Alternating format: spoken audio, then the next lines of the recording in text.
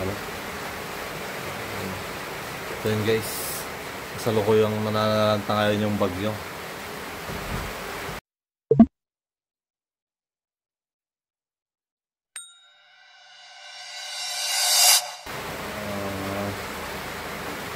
October 24 guys. Yung kahapon, medyo maangin din kasi kahapon 23 ng gabi. Medyo mahangin kahapon, tas hindi naman kalakasan yung ulan niya. Ngayon pa lang lumakas yung ulan, 24. Kasi ngayon pa lang naglandfall yata ngayon pa lang naglandfall, no? Yung bagyo. Ayan. Yung problema pa namin dito na isa. Yan guys, tignan nyo. Ang problema namin isa dito sa boarding. Yan. Dito sa isa, dito sa taas naman yung isa. Ano? Punong na yata itong ano dito. Yung banyera. Basang basa. Dito. Dito naman nasabi sa ano, ang blade dito. Dito tumulo ko gabi yan Buti nagapan ko. Ilagay ko yung banyera. Kakape ako kasi hindi na ako makatulog dahil sa bagyo. Mas mainit pa dahil magdamagang burnout. Ewan kung baka hanggang bukas na to. Dito makakatulog ka. Dito makatulog ka.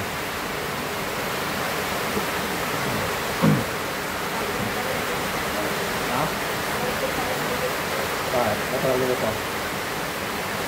Matalalungit mo?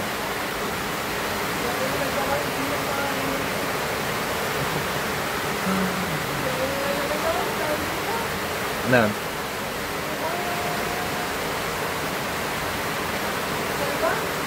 Bukas? Ano talaga inat mo? Ayun na yung ano? Isang ilaw namin guys, pahinat. Palopat na rin yan Kagabi ko pa sa ginagamit yan. Itong power bank, full charge pa naman. Panalolobat. Ha? Government na yung ano? Robinson? Ewan ko T-shirt naman kayo, diba? T-shirt naman kayo kung may pasok kayo o wala. Pero Robinson yan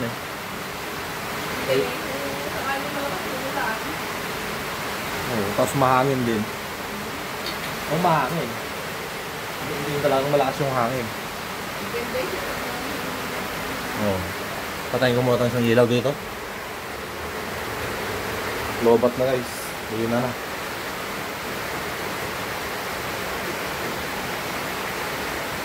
Hindi yan talaga lalakas.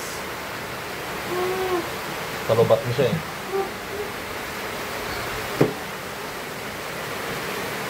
Yan. Hindi na ako makakatulog dito hanggang umaga. Sana ako makatulog kainit-init. Ha? Buti may kulambo kami dyan. Kung wala kang kulambo, nakadelikado. Ito taas nga pumasok yung lamok. Imbis na makatulog ka dyan, hindi ka na. Hindi ka makatulog dyan. Malamok.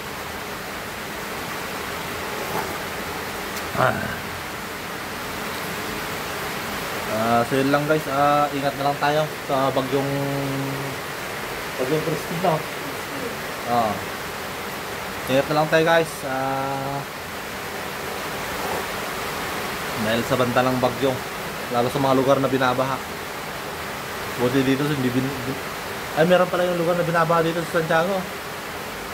Sa may Batal.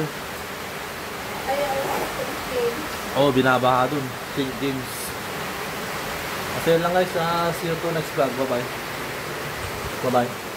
Tulog ka na. Hindi na ako matutulog. Kainit see you lang guys. Bye bye. Ingat.